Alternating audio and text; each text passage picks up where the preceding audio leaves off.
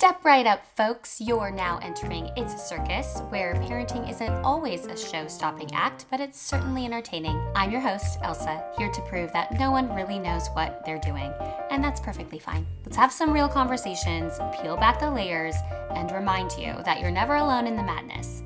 Let's get the show rolling.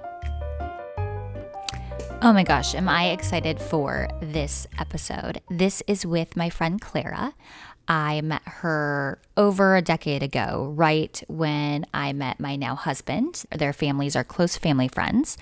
And Clara is just amazing. She's refreshingly honest and bubbly and just has this incredible, real effervescence when you listen to her. I mean, it's absolutely incredible. I'm laughing, crying, and yet really getting into the heart of the emotion around all the things we talk about. So it was amazing. We spoke about pregnancy and how it was for her. We talked about her being there for her friends now that are pregnant and in the trenches of new motherhood. We talked about changes in career and really her new design venture, which is exciting. So it was a lovely conversation, and I am so excited for everybody to hear all the fun things that Clara has to offer.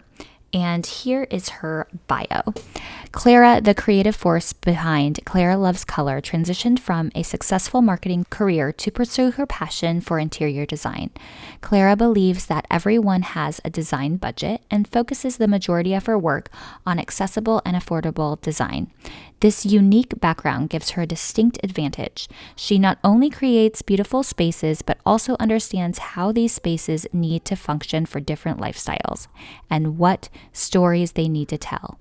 Known for her fearless use of color and pattern, Clara's designs are vibrant celebrations of her clients' personalities, and she believes that your home should tell your story.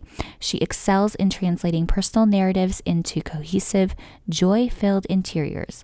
Clara's approach balances bold creative choices with practical solutions, resulting in spaces that are both stunning and oh so livable. So without further ado, here is Clara. Hello, Clara. Welcome to It's a Circus podcast.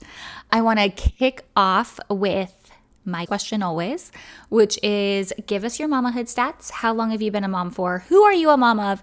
And have you always wanted to be a mother?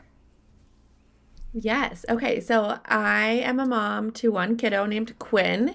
He is gonna be 3 in August, so I don't know how many months that is or how many halves or 3/4 that means, but he says he's 2 to people still, which is true. And then so I've been a mom that whole time, or if you count pregnancy, closer to 4 years. Seriously. And then I always knew I wanted to be a mom. I will say when I was younger and even in college, I was like, I want so many kids. So huge family. Oh my God, yes. I want siblings that can support each other through all the things. And I think after having one, it's not that I'm for sure not having another kid. It's more like I'm just so content with my little guy Quinn and feeling good about that. So maybe in the future, maybe not. But yeah, I did always want to be a mom. I always thought I would have more kids by now for sure. But happy with where I'm at.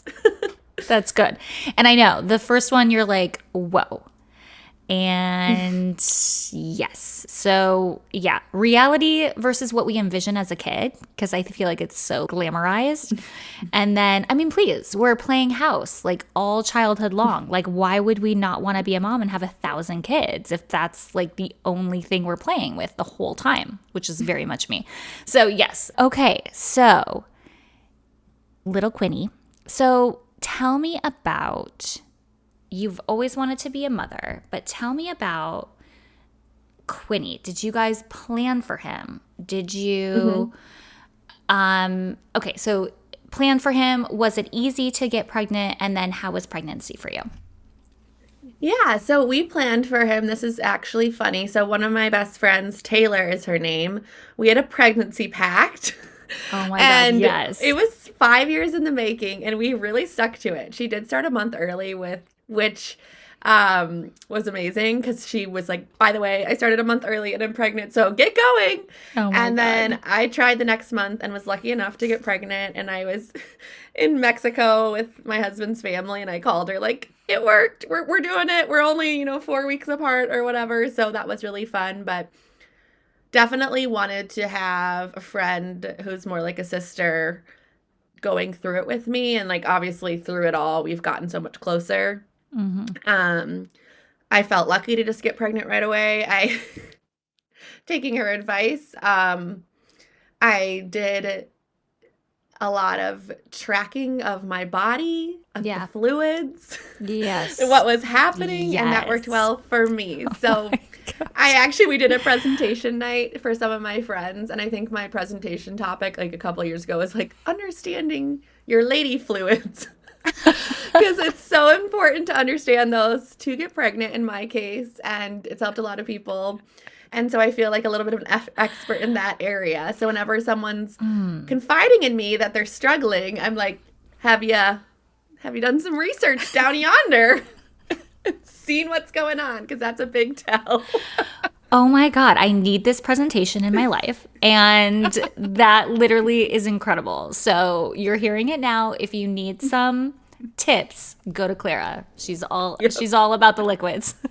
Nothing will weird me out. It was just something that helped me get pregnant. And I think because I was intimidated by like using an app, or not intimidated, but like, does it really know? Also, like, have I really been tracking my period? Well, probably not. Like, I'm kind of a mess. So I'm like, I think it was Tuesday, could have been Thursday. And so I felt like just centering myself and relying, and people have good luck with like temperature reads and all that as well. I love that approach to it. Just like really listening to your body. I mean, okay, just in general, I love that you did that. I've also heard about it. I was not so inclined, and now I feel inspired to be, so thank you.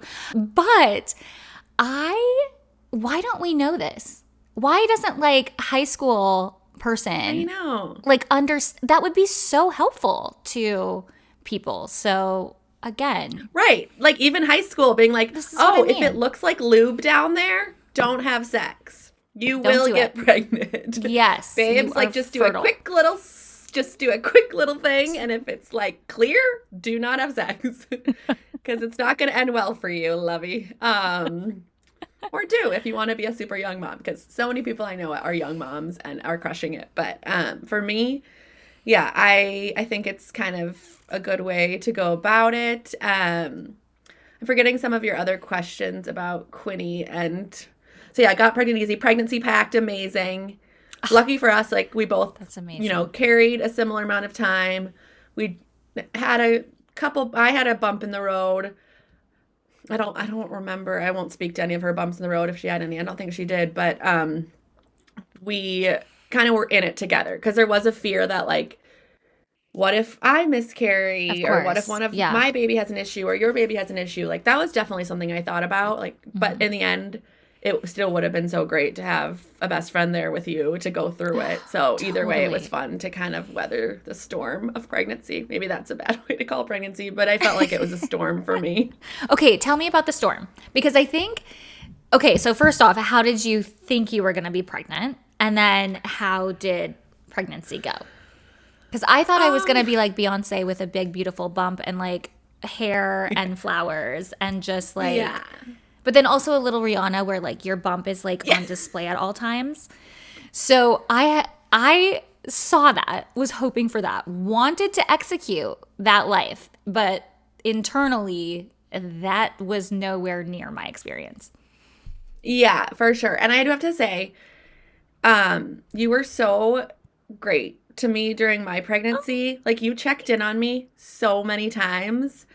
Like, because we were so close in our timelines. Yes. And I just, at the time, I remember being like, wow, she's really worried about me. Like, what's going on?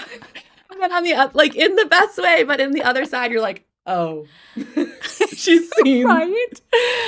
She's seen things that I haven't seen.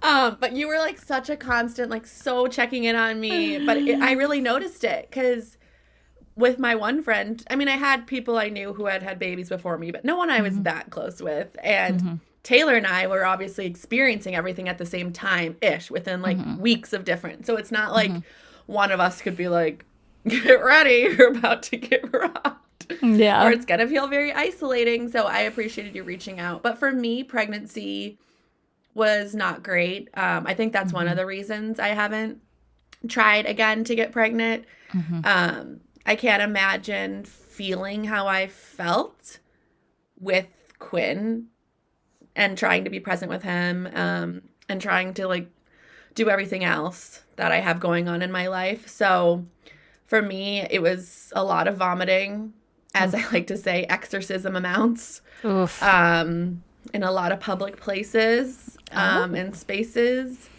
Yeah, it wasn't just in the morning. I would be having an amazing day, and then I'd be like running to like the nearest bathroom multiple times throughout the day. I lost some weight in the first 2 trimesters while I was growing a baby. Wow. Which is concerning. You don't want to be going that direction. But yeah, I think mostly for me, it was mentally really hard. I was really doom and gloom about the world. And I watched that like stupid David Attenborough is a great guy. At the time, I watched the documentary that like starts and they're in Chernobyl. And okay, yes. Yeah, it's not good. No. So I watched that, and like while there are some hopeful bits, it was so depressing. Yeah. And then also it was during the start of the Ukraine and Russia conflict. I'm not sure what we're calling it at this phase, but just a really sad, horrible time, and scrolling on your phone and being like, Putin's gonna bomb us today, or stuff like that. It just felt so hard to feel like, and I'm just here bringing a kid into the world, like throwing up in the corner, ignorant, throwing up, bringing a kid into the world. I had factor 5, which isn't the biggest deal, but it's a blood clotting higher predisposition. So now on the other side of it, I'm like, okay, whatever, like just take your aspirin, call it a day. But in pregnancy, it felt like the biggest thing, and it felt like I was going to die all the time. Which again, I think I was just having so many irrational thoughts. I remember literally thinking like I could stop the war in Ukraine. So let me just tell you, things were irrational. Like, I'm glad I was checking in then. Yeah, no.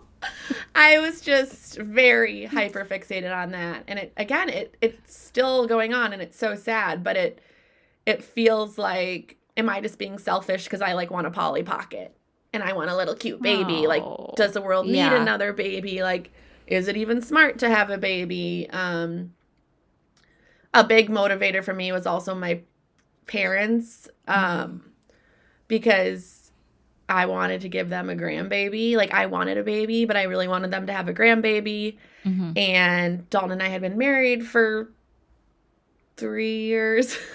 I'm like, I think.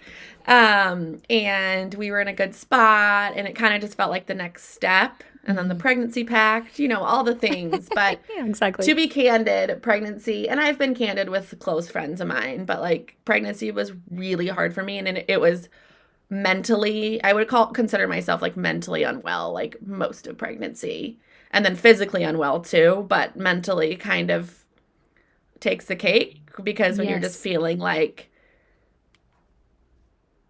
you just don't want to be doing this, you don't even want to be here sometimes, it's really hard. And like, I have a memory of asking Dalton, he had a trip planned, and this was dumb, but we got a dog, and I had to tell him like, you cannot leave. Like, I am not okay. Like, I need you in the house with me, because I am so sad. I am so pregnant, and I am so sick, and you need to cancel your trip. And that's not something I normally do. I'm all like, be independent. We can live kind of what you and Dimitri are talking about. Like, nothing has to change. Like, we can go chase our dreams. I think it was a boys trip or something. So I still feel so bad about that. But at the same time, like, I really needed to ask my partner, like, nope. Things are not well for me. Come on home and stay and sit on the couch with me. Well, that's okay. what I need. I mean, hey, Like, way to have some self-awareness, because that is also not always the case. So good for you. But yeah, I do think it is interesting when I hear people that are like, oh my gosh, it was so easy, or the other where it's like, I loved being pregnant. I can't imagine that world, and whoever has that experience, go you. High fives. I'm so here for you to have that. But I think it's important too, and thank you for sharing, Clara, is that that isn't always the case. And even though you truly wanted this child, now you kind of have like 10 months of just Yeah. yeah. Yeah, and I feel like people like to revise history too. I'll be like, oh, pregnancy, if you remember, mine was really bad. And people who remain nameless be like, it wasn't that bad. You were fine. Like, that's just kind of the narrative. And I'm like, well, it actually was that bad. And maybe I shielded them from some of it, but like, it's so unique to every woman. And I also think that for all the anxieties I had in pregnancy, and I got pregnant really fast, I also think about if it would take me a while the next time, how my anxieties would just like double. Because by the time I was at 38 or 39 weeks, I was like, if anything goes wrong, I will freak out. Yeah. Because like this has been so hard and I want this baby so bad. But like I almost felt like I needed it like off my hands. I'm like, I can no longer be the vessel. I can no longer be in charge of myself or this kid. So when I gave birth, I remember I was like crying. I didn't even really look at Quinn. That sounds horrible. But I was just like sort of in the state of immense relief. I was like, this is no longer just my problem. Like it is he is out of me. I have a doctor in the room. I have my mom in the room, and I have my husband in the room. And now we're all a team. And, everyone that wasn't in the room, but we're all a team working on Team Baby. And it's not just like, Clara, don't eat this. Don't drink this. Don't act this way. Don't feel sad, all these things. So it's like, I can just transfer some of the ownership. And then like when I finally looked at Quinn, I was so still relieved, but so happy. But I was just like the immediate feeling. I actually grabbed him. I did a Kourtney Kardashian. Oh my God, tell me everything. Yes. Okay, so tell me everything. Did you have like vaginal birth? Yeah, I had a vaginal birth. I got induced. My doctor's was so awesome. He's since moved on to other things, but he had been an OB for a very, very long time, and he allowed me to schedule my induction with him. One, because he knew I was nervous, and two, he knew about everything I'm telling you, how I was really not doing well. And he's like, you know what? We're going to get this baby out of you, and we're going to be done with it. So let's get this baby out of you. And I was doing like non-stress tests the last like 5 weeks of pregnancy. So I had to go in every week and like track everything. So finally he felt like I was close enough, and so we scheduled it at 4 days before my due date. So it was like not super early, but I felt so comforted knowing my doctor was going to be the one delivering. And it did help me a lot. So I went in, and honestly I had like a perfect induction. My epidural didn't work for like pushing, which I guess is fairly common. It worked to limit some of the contractions, but I still had full feeling and could feel, but it definitely like masked a little bit. So I feel lucky for that. And then I pushed for 75 minutes and then out he came. Oh my God. Amazing. Yeah. It was a really positive, what's it called? Induction? Yeah, induction. Yeah. It was so positive. Like for me, I would recommend it to anyone if you really like your doctor and really want to be with them, because I felt so safe and supported. And I also delivered during the nursing strike. So I was really nervous about that. Yes. And honestly, it was just Dalton and one nurse and then the doctor. I always felt like in movies there's like 10 people in the room. And I'm like, okay, everyone, like I'm 10 centimeters. Yeah. Let's get going. They're like, nope, this is it. They're like, we'll call them in if something's wrong. I'm like, okay. And maybe that's normal. But in my brain, I was like, doesn't there need to be more people? But I had the nicest nurses. Like, my nurse literally was like massaging me to like help the baby kind of get in the right position. She braided my hair. Cute. Two of my best friends came over the night before and literally like got me ready for my induction. So they did Cute. French braids and were just like sitting with me and hanging. And then by the time I was like 12 hours in, I needed new braids. Yeah. So my nurse literally French braided my hair, was like giving me shoulder. Oh my God. Like so above and beyond. And I'm actually friends with one of them on social media still. Oh my God, which yes. I love. Just I to like love keep that. in contact and talk about babies, and she has a baby now, which is really fun. Cute. I love that. Okay, so I kind of want to unpack this a little bit because I think it's so powerful. You go in induction. So I was induced with Felix too. Okay.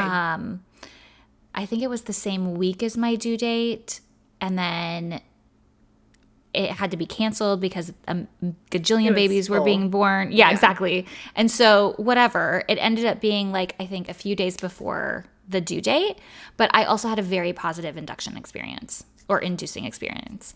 Yeah, I'm like, why is it so hard? I don't know. You're right. It is hard. It's hard. Induction is like a ceremony to be there, and then inducing is like the baby coming out. Okay. Regardless, also had a very positive experience. And I had been told a lot of scary inducing stories. So we are the antidote to that. If you still anybody have me, you just broke is up a worried little bit about for being me. induced. Yes. Yes. Okay, great. Yes, I felt like particularly people of my mom's generation, namely probably, I'm sure she was thinking it.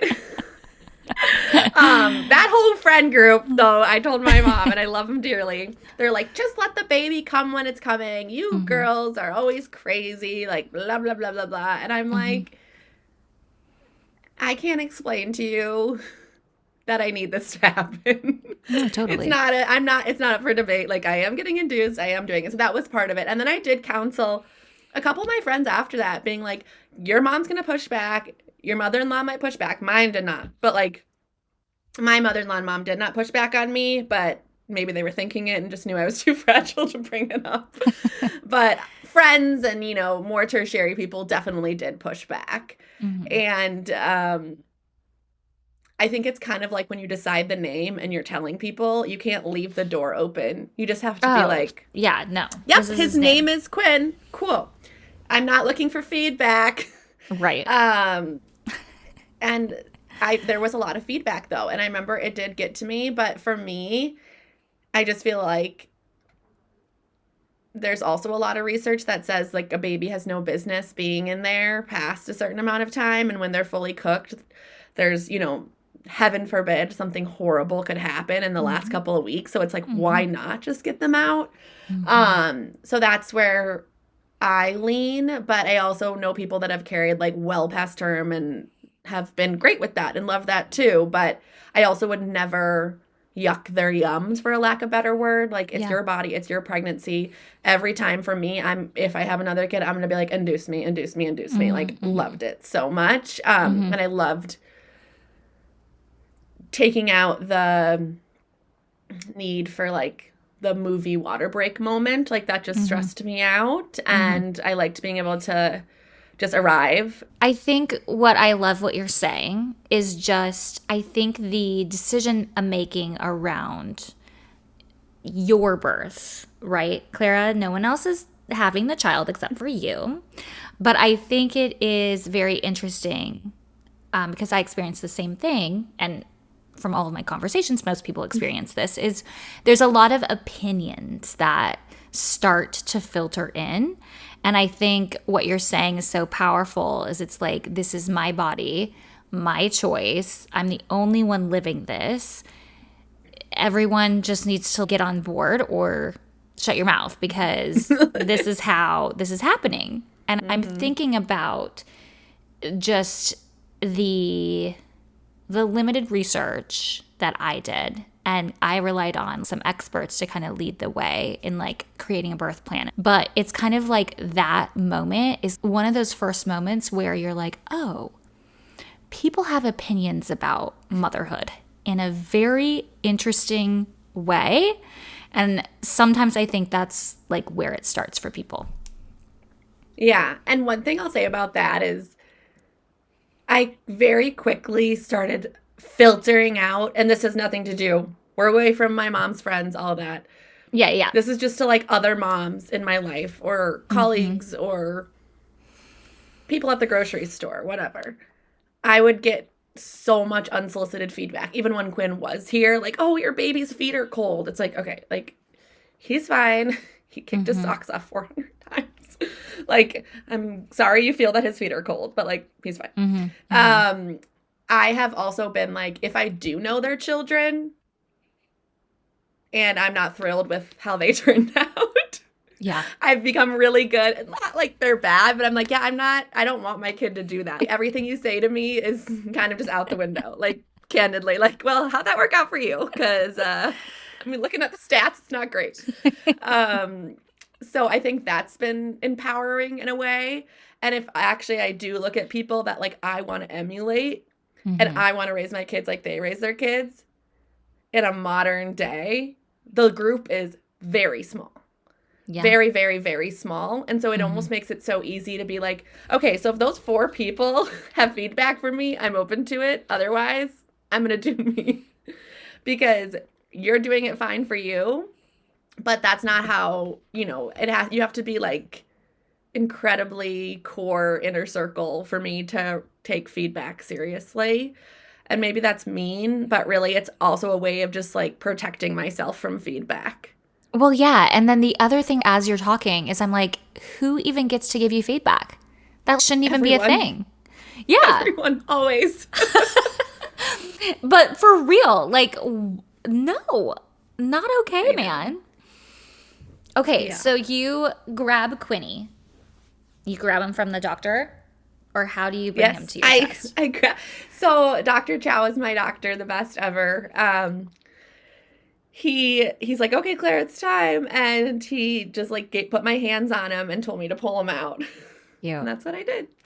Oh my gosh, I love it. And he cried pretty soon after. I don't remember. Honestly, I was like covered in puke because my consistency throughout pregnancy was just throwing up all of labor. Oh my gosh, girl. Dalton was like throwing ice chips in my mouth. Yeah, and it's another thing about pregnancy, which everyone says, so this isn't novel, but I was pretty modest growing up. Like, some of my best friends, I would still like go in the bathroom to change. And Mm-hmm. I was really cute back then. So looking back, I'm like, I should have been naked all the freaking time. What was I doing? I should have been so naked, but I wasn't. I was like, oh, I'm just going to go to my stall in gym class to like get changed. But then after pregnancy, I'm like, oh my gosh.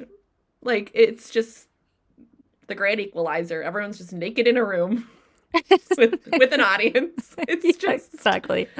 it's a lot. So I feel like after that I've become a little bit better. I mean, I still don't really like changing in front of people. I just think Mm-hmm. I want that private, but I will say when I was still quite postpartum, I did have a few really close friends that I felt comfortable like changing in front of or Mm-hmm. like putting on a swimsuit in front of. And it's weird to say that, but you just want to be with trusted people and almost moms that you're like, Yeah. your body looks different too. And that's okay. And there's some moms whose body like looks amazing right away. And that's so impressive. But that just is not my journey. And I think that's Mm-hmm. something I've had to settle into as a formerly like very, very, very small person to just like Mm-hmm. be in my, as I call it, my womanly body. Mm-hmm. And just loving myself and modeling for Quinn and showing that like we love our bodies no matter what. And he doesn't know my body any other way. Like that sounds Right. weird. It's not like he's really looking at my body, but like Right. I think it does matter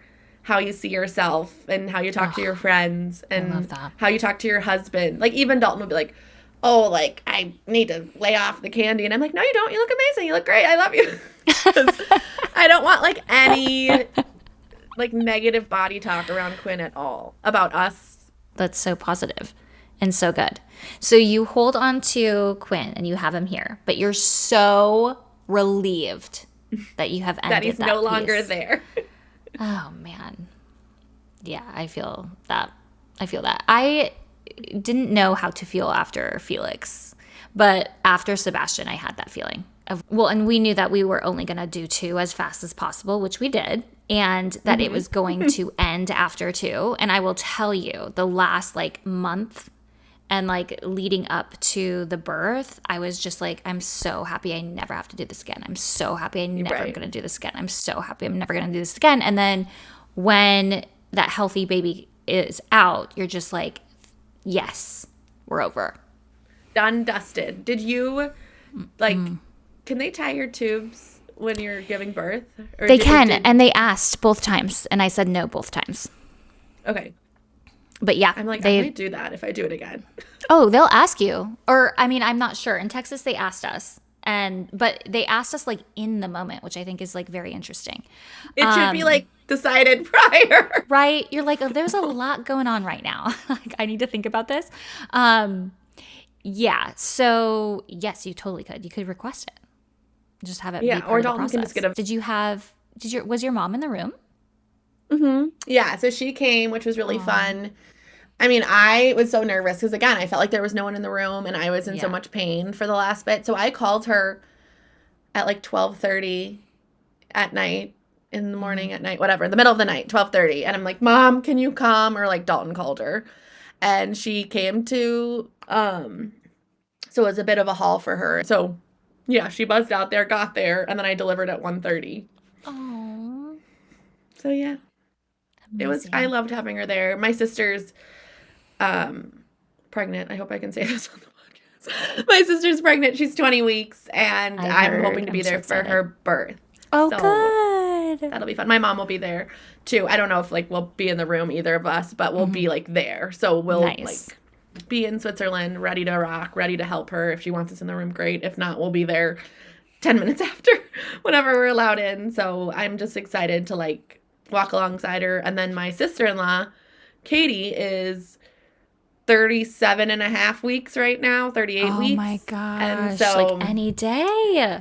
Yeah. So I feel like I'm really in a season of just being a helper and like loving on others' kids. And I'm to have a nephew and then a TBD niece or nephew from my sister. Like, it really feels like that's my season right now to lend a helping hand, but also just soak up all the baby goodness of someone that I'm so close to, and friends too. Like my friend Taylor, who I talked about with the pregnancy pact, she just had another baby who's 12 weeks now, but like walking alongside her in that journey has just been so fun. And I'm so grateful I wasn't the one pregnant. I'm so grateful I'm not the one up all night, but I do feel so lucky to have a great relationship with her son, to have a great relationship with her family, that I feel like I can step in and just be there. And it's really not a thing where I feel like I'm giving so much. Like, I'm getting so much out of it to be able to be a part of that. And I love it. I love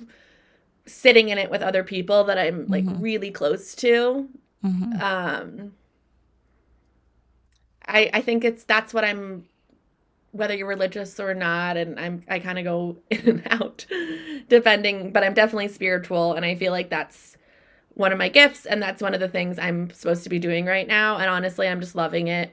And my neighbor, Carl, said something funny. He's like, I feel like you're just like the auntie to the neighborhood. You're just the aunt. Like, you're just everyone's aunt, and I love that. Like, that's what a great thing. Like, we have a really good community here, and I love nothing more than having over the neighborhood kids and just having them under my roof and all playing and happy and safe. And I really want to do that for my sister and brother's kids and sister-in-law and brother-in-law's kids. I want to feel like they can drop them off for 2 weeks and they can go do what they want, and they will be like safe, happy, fed, having fun, all the things in my house. And I hope that we can have that moving forward. That's so cute. And that's such a beautiful offer, because I don't think that is really on the table for a lot of people. So having that type of mentality is really sweet. So yeah, tell me about bringing Quinn home, and how were like the first, how was like your fourth try? It was good. Like, I had baby blues, for sure. I started on Zoloft the day, like, my doctor literally came up to me after I gave birth and he was like, and here's your pill. Really? Yeah. We developed such a good relationship. It's so funny because he was like a middle-aged man. I'm like, weirdest OB in my opinion, but Best guy ever. And I definitely felt like we had a really close bond. And he like gave it to me. And he's okay, here's your first pill. Let's get on an antidepressant, an anti-anxiety med, and let's just like bring you back to you. Because he was worried that because I was struggling so much with the baby, he was worried that it would drop off even worse in postpartum. And he just wanted me to be healthy. And he would call so much. He actually calls me every year on Quinn's birthday. Stop, Clara. He's the nicest man. And he does it for, I think, every baby he's ever delivered. And he's been doing it a long time. So I'm like, how do you have the time? Sweet.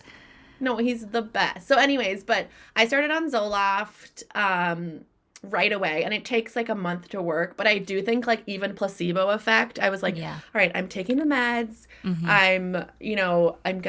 The baby's no longer just my problem. I wasn't going to breastfeed. And then at the last minute, I decided to try pumping to get the colostrum. Yep. And then I just kept with it for a few months. So I think I did it for 4 months. And then I started combo feeding. And then, yeah, but I will say, like, I mean, it was a trying time. Like, marriage, I think it was fine, but I wasn't a great wife. I don't know if you can be. Right. I was just kind of angry and felt like he could never do enough, even though Dalton did so much. Like, hindsight did so much. And, like, my in-laws, my parents, like, everyone just jumped in. My mom slept at our house the night we got home. And I think for the week. Like, I didn't ever want her to leave. I'm like, please just stay forever. So I definitely relied on others, but then on the other hand, what you quickly realize, and I'm curious to know your thoughts too, it's like everybody wants to help and you want to let them help, but at the end of the day, it's your baby.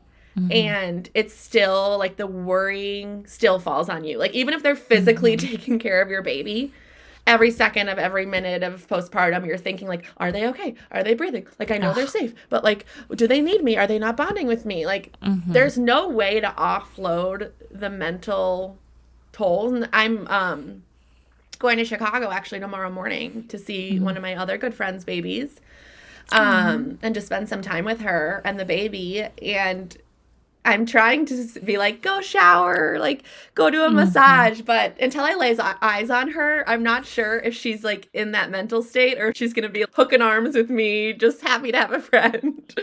I want to take it off her plate, but as a new mom, I totally get how it might just not be in the cards. And that is totally fine. I still think just, like, a helping hand will be great. It's more like, it's hard to explain. Like, I mean, you get it because you're a mom, but you are the mom, Dimitri is the dad, and at the end of the day, it's your kid, and it's going to be in your brain forever, and there's nothing you can do to, like, really separate that. Yes, I think that's totally true. I think it can be, especially in the beginning, like, such a suffocating feeling, but one, like, how do you let that go? There's no way I could let that go, even though... yes, it would have been healthy for me to. It would have been a good idea, but I don't know how I would have been able to. Yeah.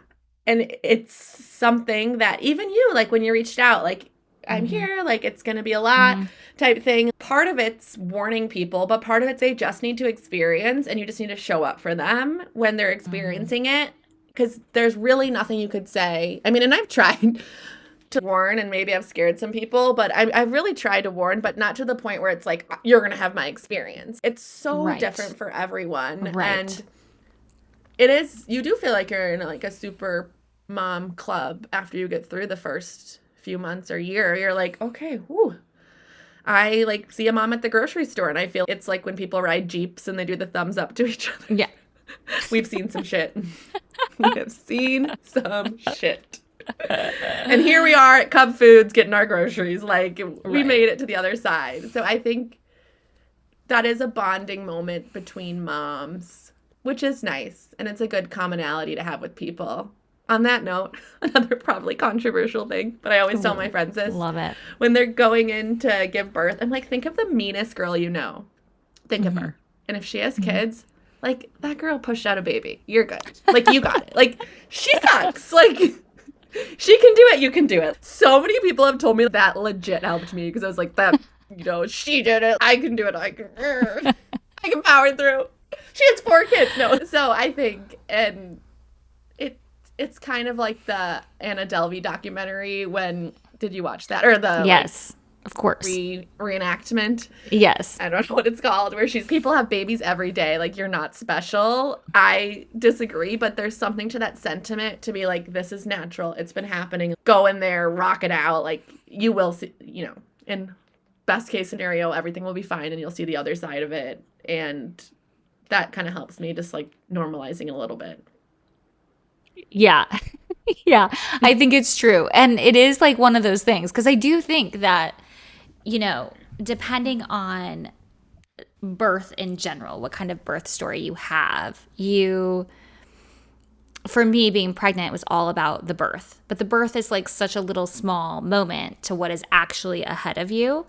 And there is this workup into what this needs to look like, what you want it to look like, what you know about it, what you don't know about it. And at the end of the day, it's such a surreal moment, and it is fleeting. Time is gone during that moment. It could be 20 hours of labor, feels like 5 minutes. 5 minutes feels like 20 hours. Like, it's just, there's no time that you can even say. And you are the first time experiencing it, knowing that millions and millions and jillions and quadrillions people have done this over and over and over and over and over. And it is wild that in that moment you feel like you are the only person that has ever experienced it, and it is so hard. Yeah. No, it is. It's wild, to your point, and this is all what you're about, how isolating something can feel that is so common. Mm-hmm.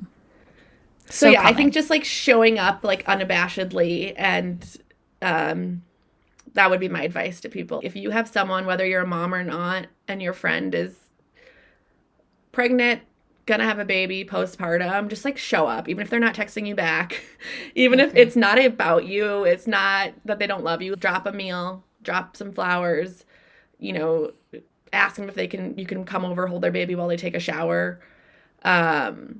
Those little things mean so much. And I was kicking myself after I had my baby for not showing up more for people before. Yeah. I feel that deeply. And I mean, I was like one of the last of my friends that have kids. I was like one of the last ones. And I remember just being like, oh my God, I'm so sorry. Yeah, like you just don't know. And you don't know. This is the text that you always get. Let me know if you need anything. Like, babe, will not be letting you know. I don't have the brain space to let you know. Like, right. I remember one of my friends, she said something like, it's my friend Taylor, who I keep talking about, but she won't care. She said, like, bring me dinner. Like, I said, like, can I bring you dinner? She's like, yes, bring me dinner. Pick the place. Don't ask me what to order. Just arrive. I was like, yes, that. Yes. And it's so true. Like, you are so decision overloaded that you're like, literally, I can't even look at a Jimmy John's menu. It must just be put in front of me, and that'll be lovely. And I will be so happy, whether I eat it or not, just to be cared for and loved. But, like, I feel like normalizing that, like, taking literally everything you can off someone's plate, whether they're pregnant or just going through a hard time or they lose a pet or a family member. It's like, do not ask someone, what can I do for you? Just do it. Do it. Yep. Just do it. Ask for forgiveness later. Like, I love that. Yeah. Because it's not, I'm decent at asking for help, and it's not something I would have done in that state. Yeah, and oftentimes you don't know what you need, honestly. You're just like, can you breastfeed this child? Oh, no. Can you shower for me? Can you go pee for me? Can you do this for me? Those things are so hard to do in that moment, let alone trying to figure out stuff. What I really loved is, in my postpartum, is food. If someone just gave me food, I was just like, oh my God, this is the Thank you. best thing in the world. Yes, all I need is food. Yeah. It's such a loving thing to give. And I didn't care if they made it Yes. or DoorDashed No. it Oh or God, no. whatever. It was just, yeah, taking that off. And of course, you have a husband that can help. But at the end of the day, like, I felt like I needed a full-time care and Quinn needed full-time care. And Right. probably Dalton a little bit too. Like, it's a lot Yeah. for the guy to see you change so much. And they cannot empathize because they haven't gone through the 10 months. They can try. They can try to put themselves in your shoes, but it's just so hard. So I think that's why when I talked about, like, the resentment that's inevitable, you just have to, like, know that it's never going to be equal. And even with someone like Dalton, who's, like, and Dimitri, you know, great partners in this, like, you're just going to have to get over it. Like, you carried the baby. There's going to be times when you just have to do the mom thing, and that's that. Like, you just have to kind of move on to think, like, it needs to be 50-50. Like, it can get close, but it can never really be, in my opinion, because you got 10 months of debt, in debt. Right. It's hard to make that up. Right. Seriously. Okay. So tell me a little bit about that resentment. Was that something that you guys felt like immediately? Was it something that you noticed in retrospect? I think just with, like, the lack of sleep, no Yeah. one's their best self. And Totally. Quinn was not a good sleeper at first. And I was pumping. And so he wasn't nursing on me. So, like, I'd wake up. Dalton and I would kind of switch off nights, which was helpful, which I would recommend to anyone. Switch off with your partner, even if you are nursing, because they can bring you the baby to your bedside. My friend Chantel had recommended that to me, which I really thought it was a great. In hindsight, I'm like, that is amazing. Because then even if you're having, like, the shittiest night of sleep, you know tomorrow will be your night off. And you'll at least get to, like, pump laying down. And you won't be feeding a bottle. So then on my nights on, I would be, like, feeding him a bottle that I had pumped earlier in the day. And then I would be pumping after that. So, and he had, like, 2-hour wake, 2-hour sleep chunks. Yeah. So then it's like feed him for 30 minutes, pump for 30 minutes to 40 minutes. And then you go back to bed for an hour if you're lucky to fall back asleep with, like, things feeling bad just kind of everywhere. And then he wakes you up again within, like, 30 to 40 minutes.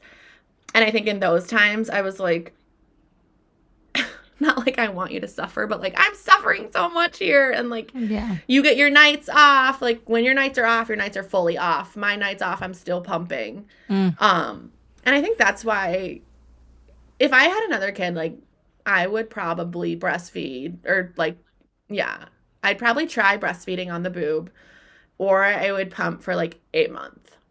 Like, right. I hated it. I'm, like, the worst.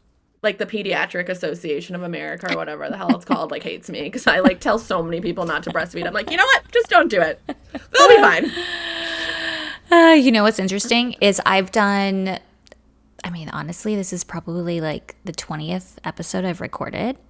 And there is not one that goes by without talking about breastfeeding.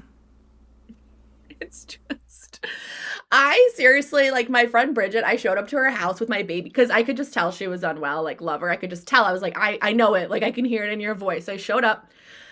I literally walked her outside. I made her put her feet on the ground. And I was like, you got this, mama. You're going through it. I brought my baby Brezza in my car. I was setting it up for her. She's like, oh, we have one. Don't worry. But I was like, you need to formula feed your baby. You gotta fix some things in your life right now, and it's going to be the best thing for her. And they were, like, already leaning that way and ended up switching shortly after that. And we're like, our life is amazing. Like, I'm back to, feeling a little bit better. But I feel like if you don't have someone to literally be like, nope, you're good. You do not need to be doing this to yourself. The baby will be okay. Like, some women, it works out great. They love it. They're connecting, they're thriving. It's easy for them just to whip their boob out. Like, no problem. They have great sleepers that give them 5 to 6 hour stretches. Like, that's beautiful. Like, I'm for the boob. Pumping sucks, but I'm for the boob. Like, if you can make the boob work, go for it. But if it's hurting you mentally or physically or like you're not good enough, you know, the psychological bit about like not pumping Right. enough or Right. nursing enough, then like just let it go. Because Yeah. again, any doctor would recommend not that, but I also think it's the same thing. I know so many people that were formula babies that are the most amazing people ever. So it's the flip of what I said before. And maybe those people that are the worst were breastfed. And maybe that's why. Maybe they should have been formula fed. Oh my God, hilarious. I mean, yeah, it's a whole thing. I think as I continue to talk to people about this, and it's always brought up, is I think the biggest thing is there is this, you carry the baby for 10 months, then you give birth, which for some people, that may be the first time they've been in a hospital. That may be like the most traumatic experience of their life. Then you are meant to, and you're exhausted. Now you're meant to then give something more from your body when you already feel so depleted. It's just like a recipe for an absolute mental breakdown. And it's like you've depleted your body, then you're supposed to do this. And I don't know how your experience was, but it's every nurse every hour is coming in, you know, telling us your opinion, helping you latch. Then like 100 lactation people come in and have this whole narrative and story for you. The best advice that I got was this: if no matter what your feeding journey is, have formula in your home when you bring the baby home. You've already done the research, you've already done whatever, so it's on hand. You don't have to use it, but it's there and it's on hand. That was like the best advice I ever got. Yeah. And I had a moment that you're totally talking about where I was crying. I was feeding my baby every second of every night. I fell asleep in a chair, which is technically very unsafe for your baby. And I was crying every single hour because the baby was awake. And it was like this true moment of, I have failed as a mother. I have failed at this job. I'm the worst. When in reality, it's like, just pop a tiny bit of formula in that baby's mouth. Guess what? Now your baby has a bottle. Anyone can feed it. Guess what? Now you've opened up kind of this mental space to be okay. And I'm sure you heard me say this, but I also didn't know about combo feeding. If that was presented to me in some way, I don't know if I would have gone through the mental gymnastics I had to get through to make the formula option be an option for me. Yeah. And I'm so sad. I love combo feeding. Combo feeding. It's just, can we just start there? Just start with combo feeding. Yeah. Yeah. And I think it's also just stigmatized. Yes. And there's a lot of work to not, but even close friends would be like, when I was planning to not, they're like, wait, so why are you not? Like, why are you not? Mm-hmm. And I was like, I don't want to. Mm-hmm. I don't know how to say it other than that. Like, I don't want to. And there wasn't someone I know that had a terrible experience at this point. There wasn't anything. It was just like this thing in me that told me I didn't want to. Again, I kind of changed my mind the day of, which I probably shouldn't have.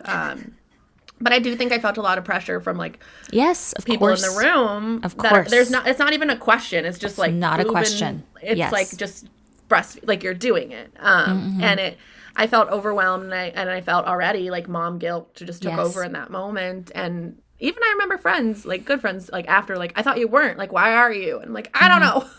Just happened, and now I'm in it, and now I'm cleaning bottles, or Dalton is, every 7 seconds of every day. But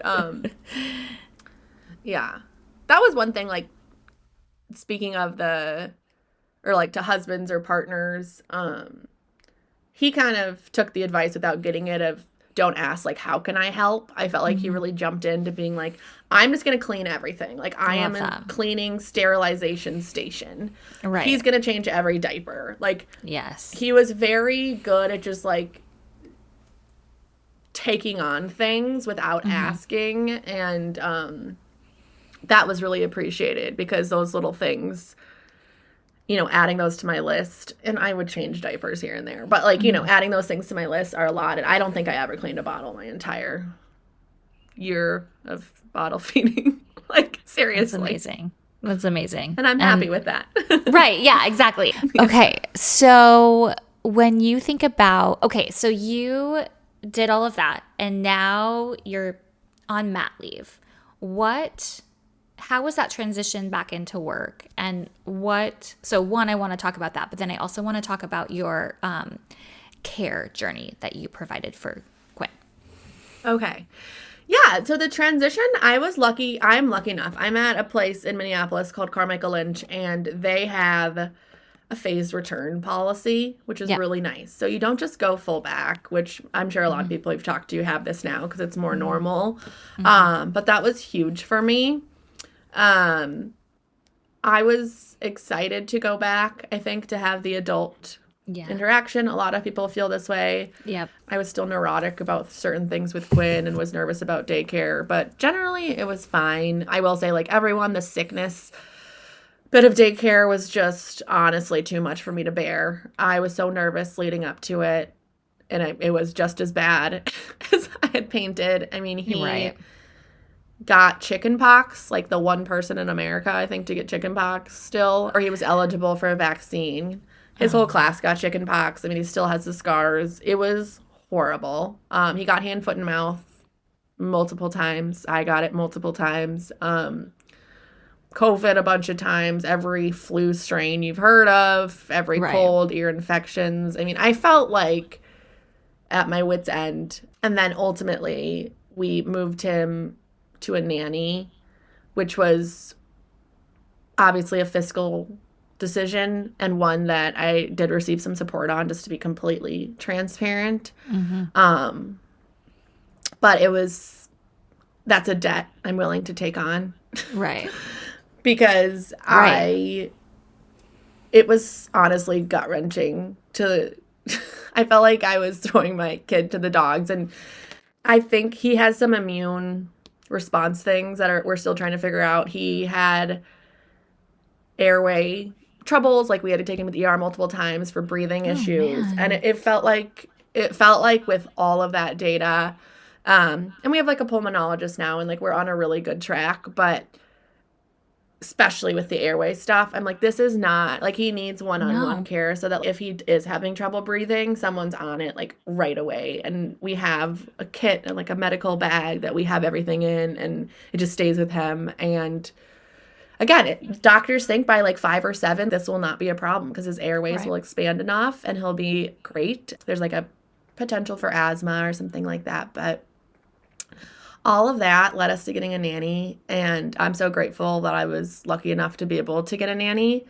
And we had her 4 days a week, and then my mom had him 1 day a week. But then, and maybe I'm jumping way too far ahead, but now I've transitioned to part-time, which has been the best setup for me as a mom, as someone like you who's very, very career-oriented, takes on a significant amount of the financial needs at home, as does my husband, but it's a big partnership. It's not like I'm just throwing some water in the bucket. Like, we are both filling the bucket a lot. Yep. And it's very important for, like, mortgage and other things like that. Me stepping to part-time, I think, was a big surprise to a lot of people, but it's been the best thing I've ever done. And like I said, I got to go to a damn water park with my son this morning on a Wednesday morning, a rainy Wednesday morning.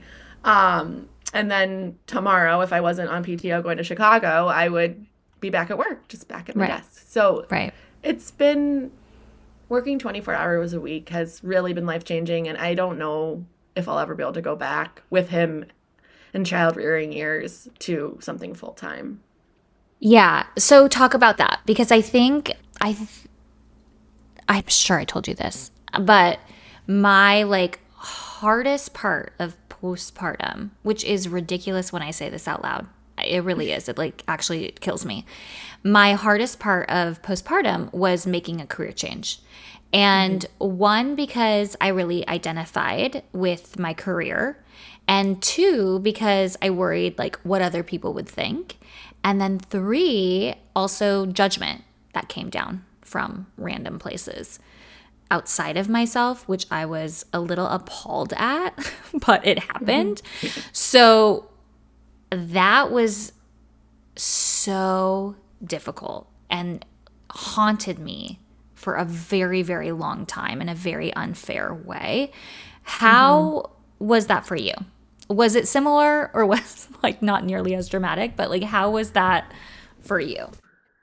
No, yeah, I think definitely. And also, I've heard about this recently on podcasts. So maybe not the most original thought, but Yeah. I did used to be like, I want to be able to be left or leave my husband and be completely financially okay.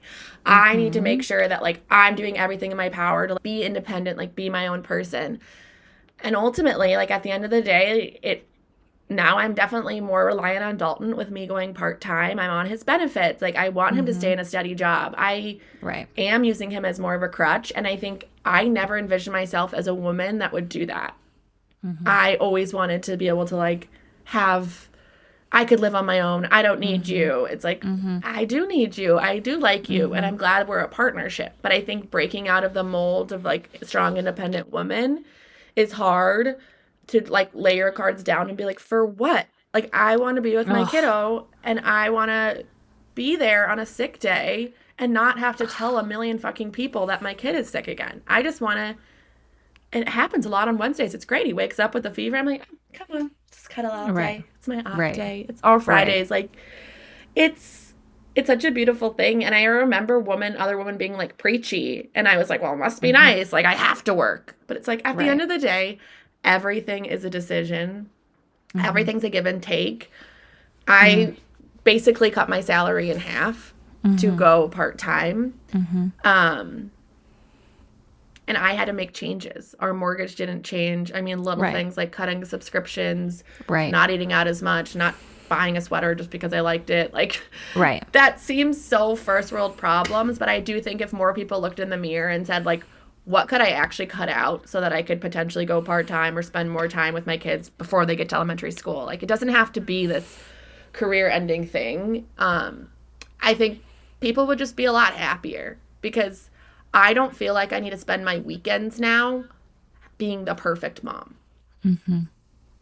Because I know that I'm getting in that time with him during the week when I'm choosing to step away from money to, like, work on that relationship. And then on the weekends, if my friends are like, let's do happy hour, I'm like, yeah, I'll be there. Love it. I'm so excited. When before it's, I haven't seen Quinn all week. I've been on I used to travel quite a bit for work. I've been on work trips. I haven't even seen him at bedtime. Like, I can't.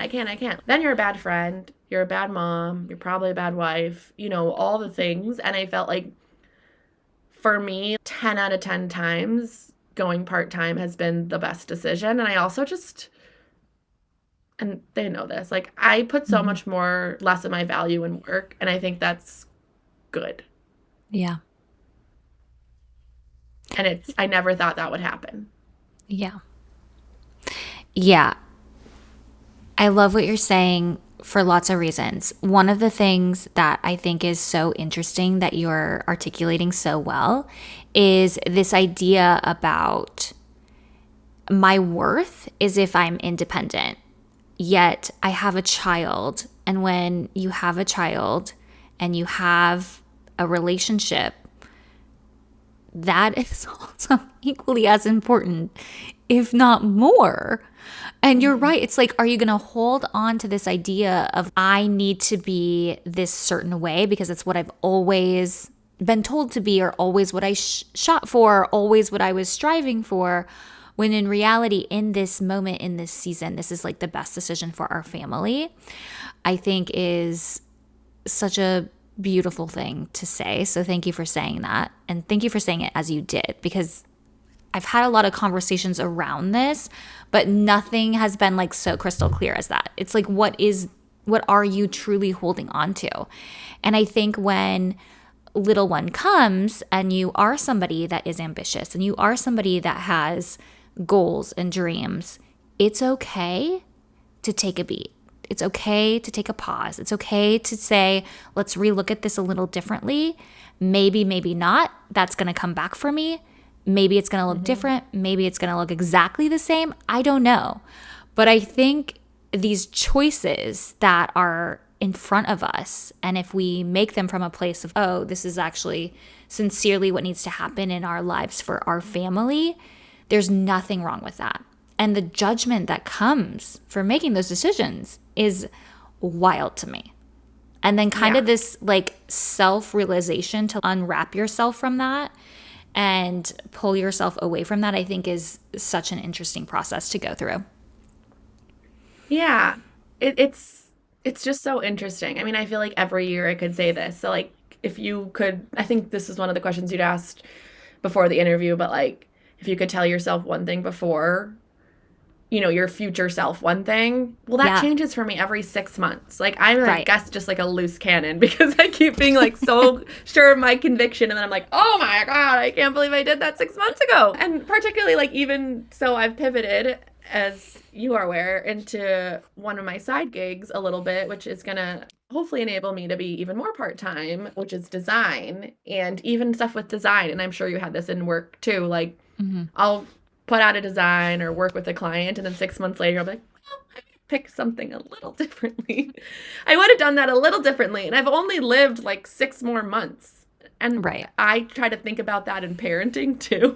I'm like, you just have to give yourself grace because every time I'm like strong in a decision, well, I get a new piece of data, and then I'm like going back on my word again. So not to be, not genuine or not loyal. It's just like every second of every day you're intaking all this information and you're just trying to survive Oh and my God, trying I to like love do it. what's right by your family and live, what's best for you while also like staying good, true to your values. So I'm a bit of a flip-flopper, I'd say, on some things once I've learned more.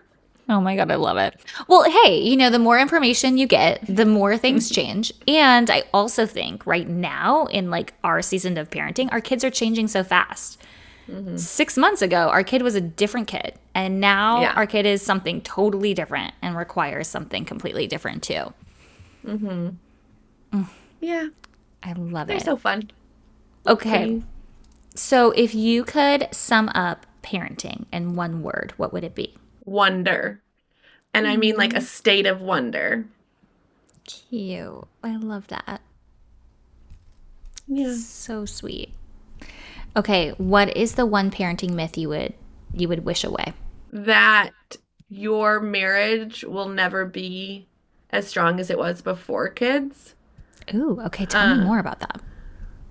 I feel like there's a myth to be like, when you get, yes, like definitely there's some trials and tribulations, but I feel like my marriage is so much stronger after having kids than I even knew was possible because being in the emergency room when our kid isn't breathing with my husband and like going through that together and other things that are just big, big, hard things going through Mhm. together, like makes your marriage so much stronger and like unites you so much. Even the sleepless Mhm. nights, everything. It's kind of like you went to war together, Yeah. and you're just like you have this bond that's even deeper. So I would say I don't think you should have a kid to fix a marriage. That's not my advice here. But I will Mhm. say like I thought we were like pretty damn good before, Mhm. and to know like where we're at now with an almost 3 year old is so much stronger than we were. Um, that's like a positive spin on things. Like you just go through the trenches and you go through the, mountains and valleys, and doing it all together is so fun, and it's a fun way. It's great to do it with a partner, and I'm really lucky to have a good one. Oh, that's so sweet. I love that one. Um, okay, and then where in your world right now do you feel like you're crushing it? Um, I feel like as a mom, you're always kind of like feeling like you're not totally crushing it in enough areas, but Mhm. I would say in my budding design career, I've been pleasantly surprised at the need for someone like me in the market. And it's really means so much more to me than just like getting clients and helping them love their spaces, which I love. It's really fulfilled a need for people that want to feel like they're at a point in their life where they can hire a designer. And I've enabled a lot of people to do that. And there's something I feel so cool going to someone's home and helping them make it their own. And I know they feel cool too that I'm in their home. And it's such a beautiful feeling to see someone have that little extra bit of confidence. Oh, I'm a designer. This is cool. Because I specialize in affordable design, I'm like opening that door for people that really wouldn't have the opportunity. And what they do know or don't know is that like it's really been so awesome for me to just step into their spaces and help them, and for my confidence and for my flexibility with Quinn and all of that. So I really feel like I'm building a life that I didn't even know was my dream life, by helping people be able to have a designer, by partnering with them on their spaces. And I really just see it as a partnership, and that's something that I feel like I'm crushing at it right now, because I'm just sort of running towards it. I'm not running away from anything. Like, I am running full steam ahead towards it. At this stage. At first I was dipping in my toe and kind of like minimizing it and making it smaller. But it really enables me to just be so there for my son, while also like doing something I love and helping other people. And it's, yeah, so I feel like I'm crushing it there. And then mom-wise, I think I've done a good job of bringing everyday fun to Quinn's life. And whether that's, you know, when we were kind of on a spending freeze, like we cut up all the book covers that we had, you know, just like the outside covers of books, and we made puppets with all my leftover pens. And we had puppet shows, and he loves doing crafts. We have art shows a lot. We put on jazz music. He hangs up his art. Like, those little things, those little like everyday moments of just like having fun with spending $0, it just like gives you hope that so many kids can have good childhoods. You just have to give them a little bit of time when you can, give them a little bit of, you know, courage. And so I feel like I'm good at making fun of the everyday for Quinn. I love that. And then a long list of things I'm not good at, but those are the things I'm crushing it at. That's why I asked that question, because how often do we like give ourselves a second to be like, I'm like, great job. Yeah. Okay, tell me more about Clara Loves Color, because one, as soon as I saw that go live, I was like, I am obsessed with this on so many levels, and I need to know more. So where did this idea come from? What is it all about? Like, tell me the whole thing.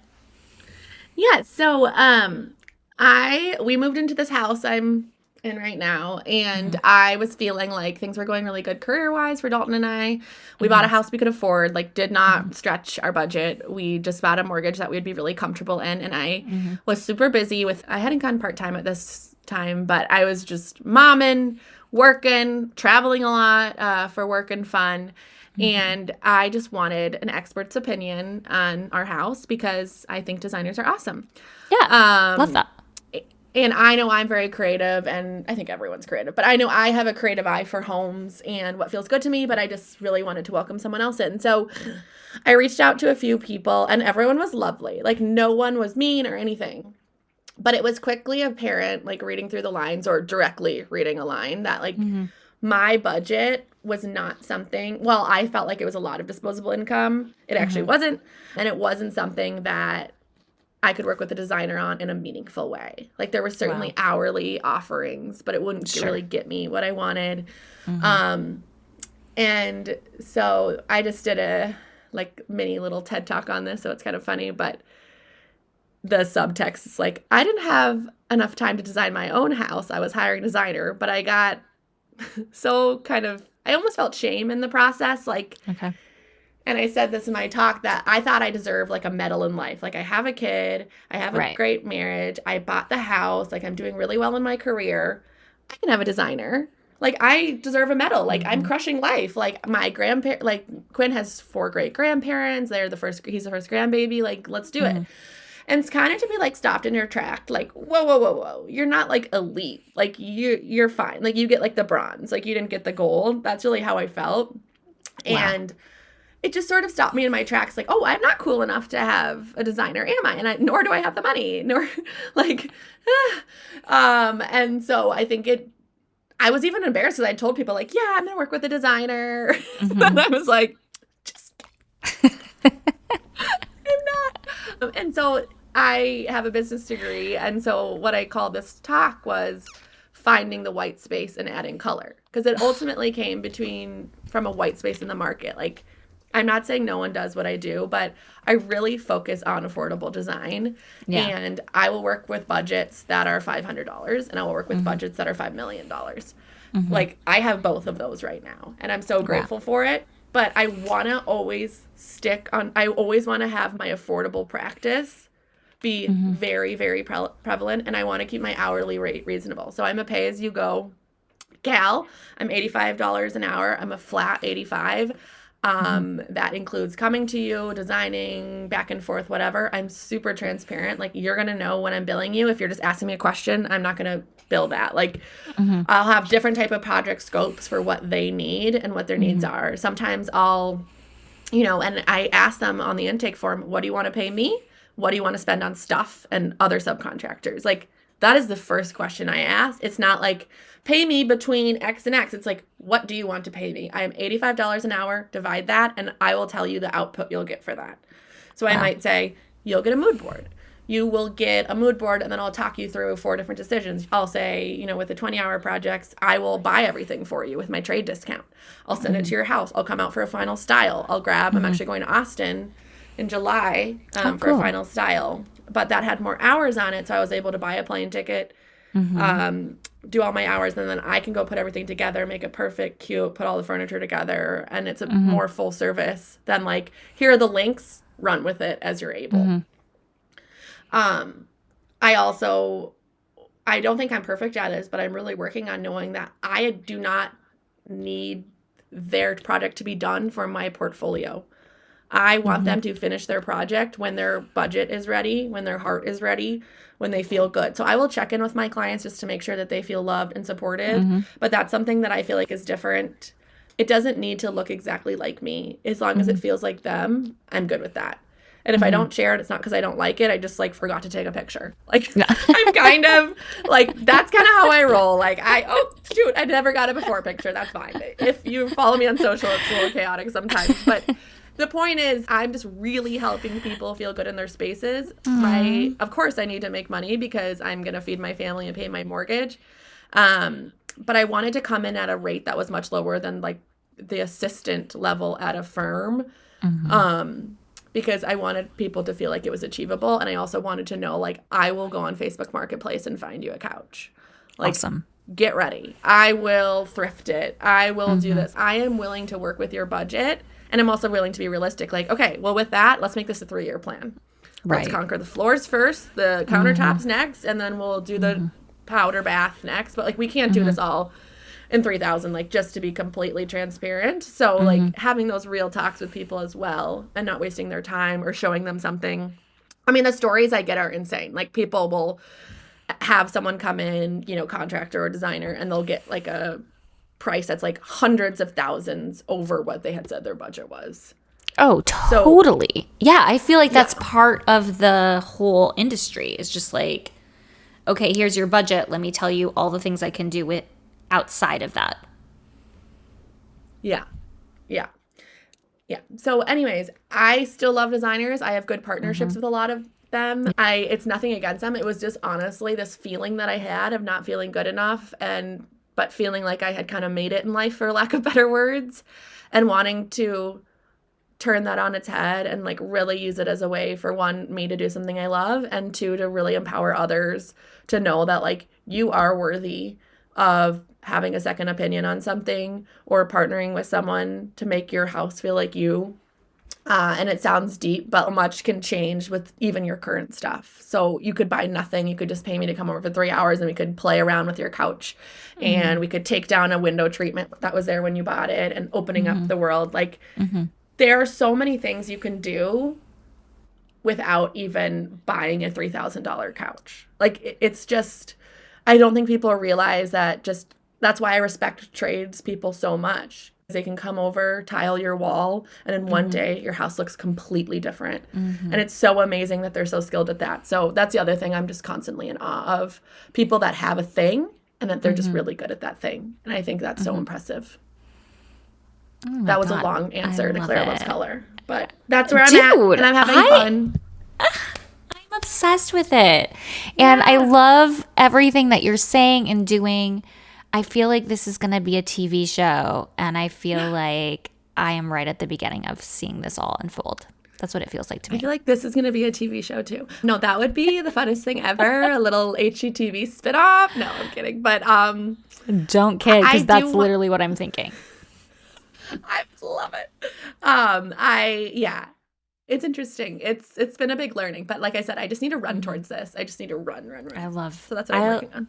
Ugh, beautiful. I mean, seriously. Okay, first off, I just want to say, amazing idea. Thank you for finding the white space. This idea that you have landed, but someone is saying, no, you didn't.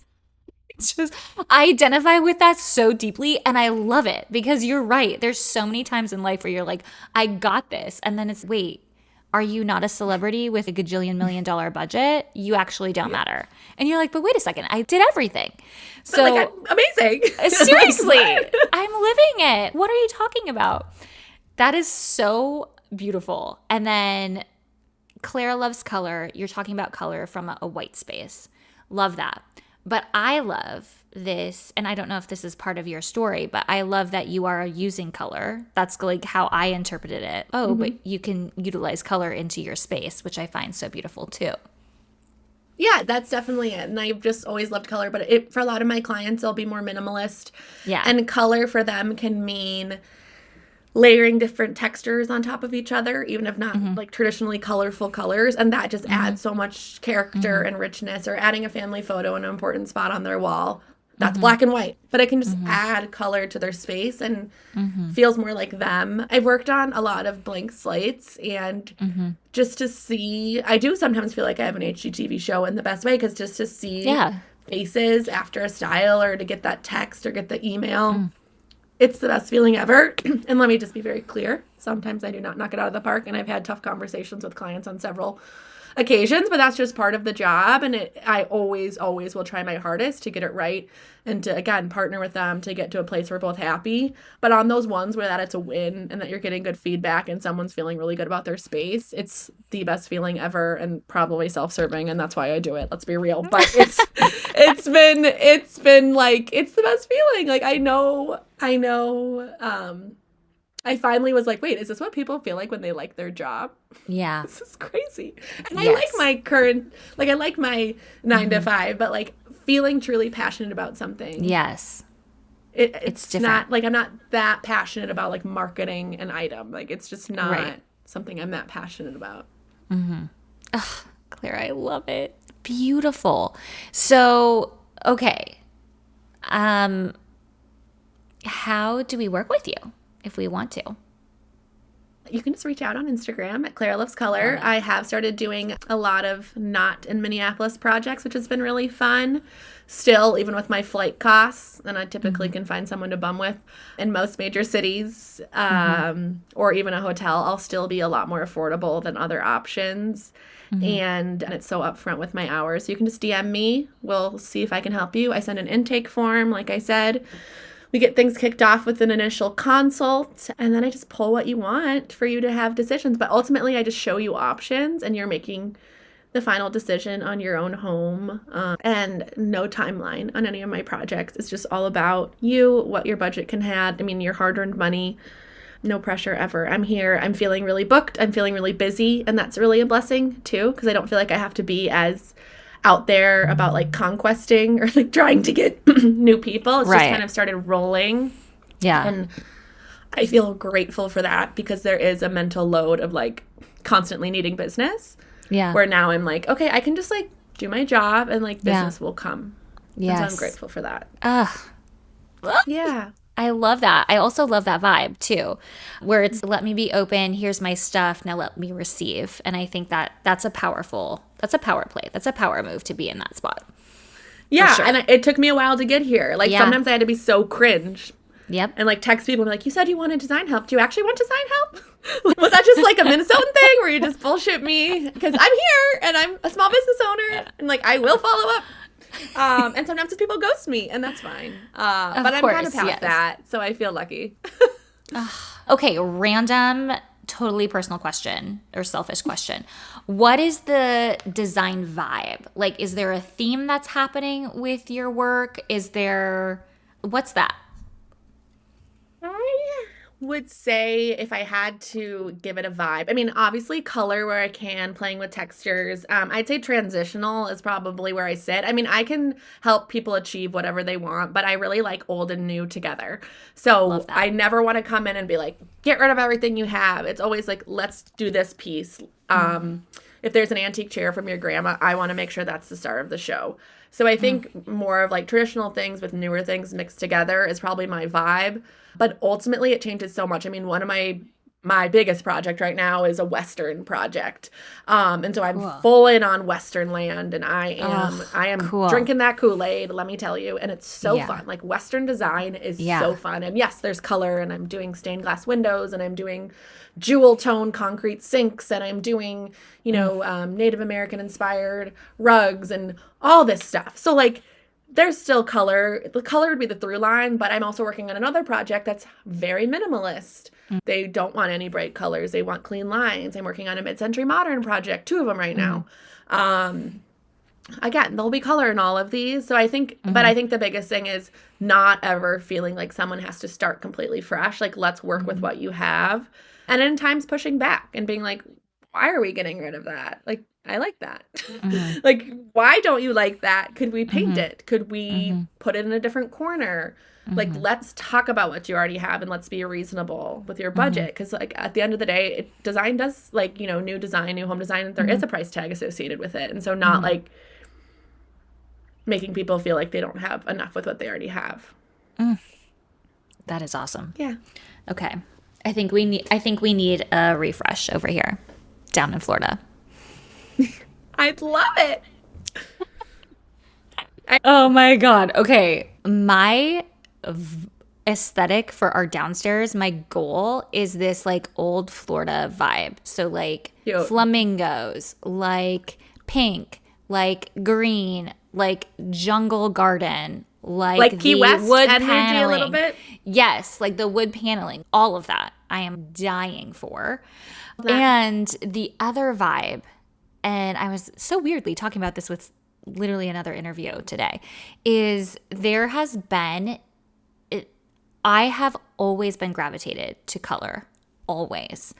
But Yeah. I fight it because, I mean, I don't fight it anymore, but there was a very clear moment in my life where I fought wanting color because all it was white on white, beige on beige, and this was like this chic look.